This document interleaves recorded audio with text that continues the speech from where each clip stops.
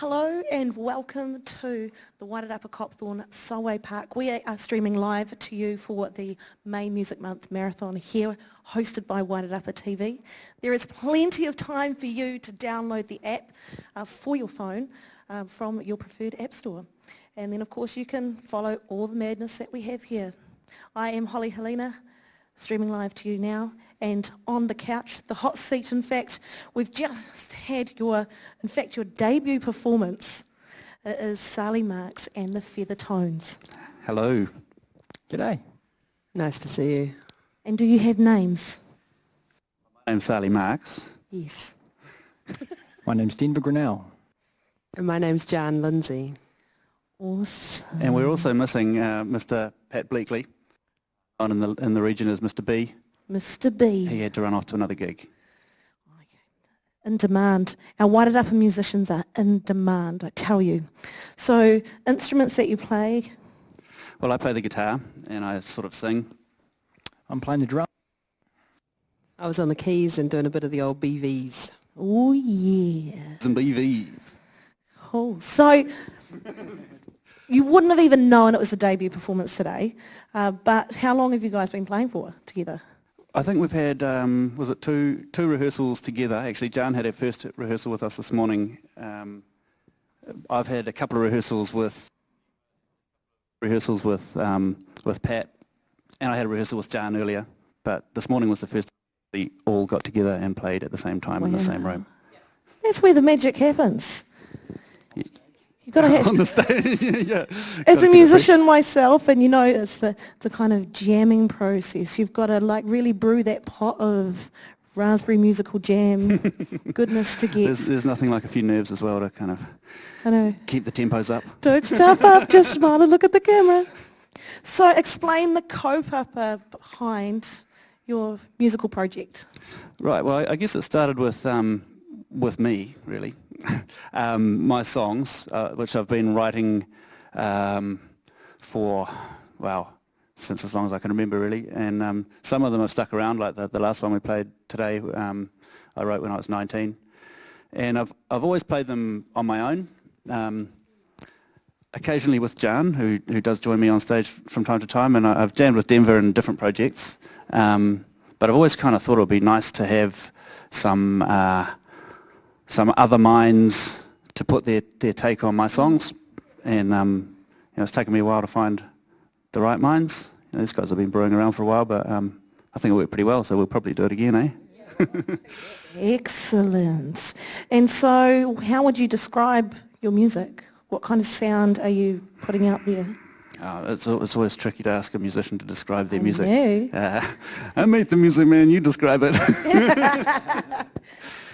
It's music I'd listen to again. That's good. It's a conglomerate of awesomeness. There we go. We'll go with that. Can I use that? Smooth awesomeness. There you go. Okay. So, what process do you like to take when creating those musical juices?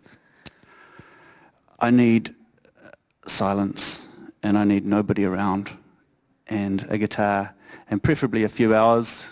Yeah. To kind of do it. And then generally I just sit down and play until, I think it was one of the great composers, I heard a good quote recently, I think it was Beethoven or somebody, who said that composition is really just kind of fooling around until something fits together. That doesn't sound like Beethoven, actually. Someone more modern, but that's essentially what I do. And then usually when there's a little twig that sticks, then sometimes it's a melody, sometimes it's chords, sometimes it's a word, and usually the meaning kind of forms itself out of that. So whatever the song is, whatever they mean to me might not be the same as what they mean to you guys. But yeah, so I have a song. At the end of the day, I've got a song I can play, and then I record it and I give it to these guys and say, this is what it sounds like. Great.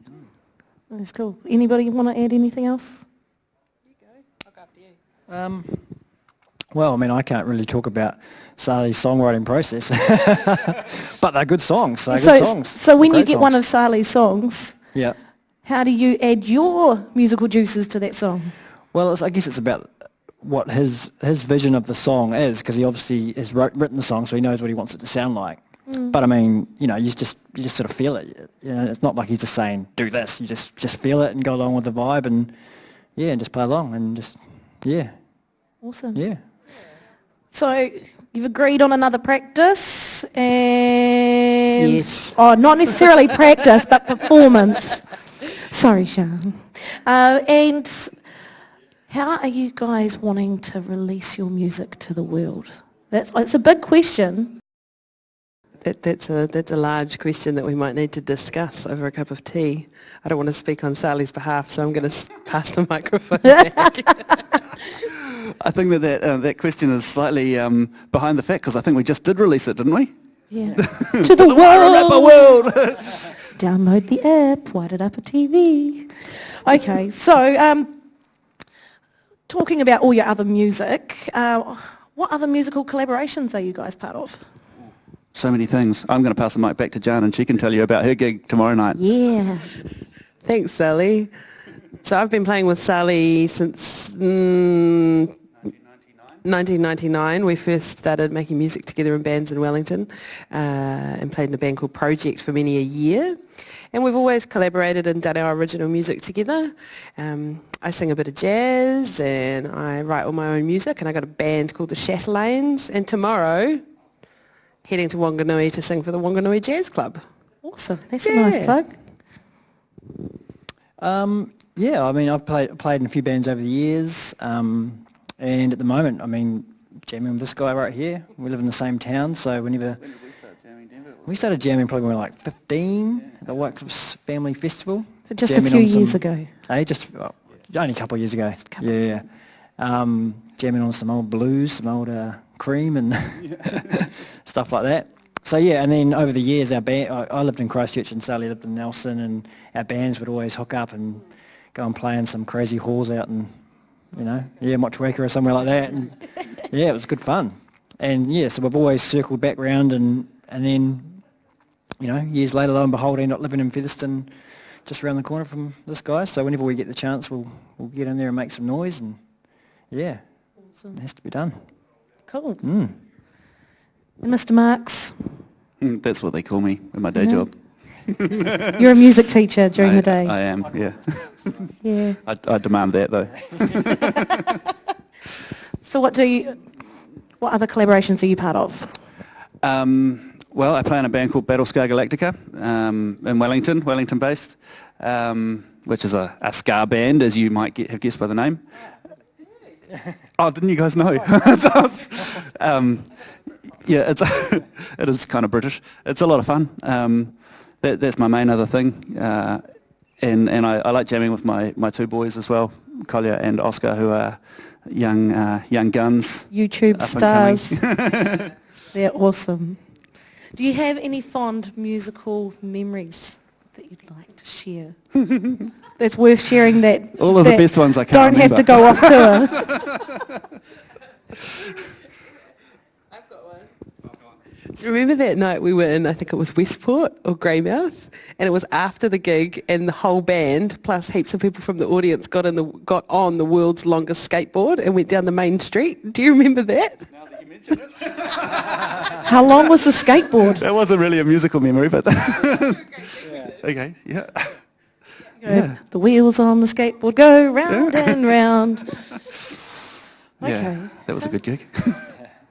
So perhaps other than the memories, any memorable musical performances? Who are the coolest people that, other than each other, being biased, who are some of the coolest people that you've shared the stage with? Oh, so many people. Tyson Smith, yes. There's a few local heroes. Warren Maxwell springs to mind. There's responsible for a lot of this, what you see today, and as a mean keyboard player with King Ori Ori and the Masterons. Denver's brother and sister, I believe, Redford and Ameria, and Oakley, his other brother, musical family here. Yeah. Too many to name, really. Just lots and lots of great New Zealand musicians.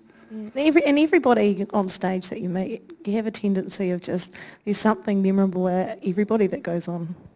Yeah, that's meet on right. stage. Yeah, yeah, It's and cool. you know, like as you mentioned, I'm a music teacher, and sometimes I have really cool musical experiences with my students. Yeah. They're my students, but I learn stuff from them too, and you know, that sometimes they'll approach stuff in a different way, a way that I didn't think of, and you go, "Hey, man, you can barely play the." That's really cool. Do you ever spend a day teaching and you go home and you go, okay, I've given the kids this stuff to do for homework. Maybe I should do that myself too. Yeah, you mean homework, like practice? I tell all my students, you got to go and practice. And I get home and... So John, you're a music teacher as well?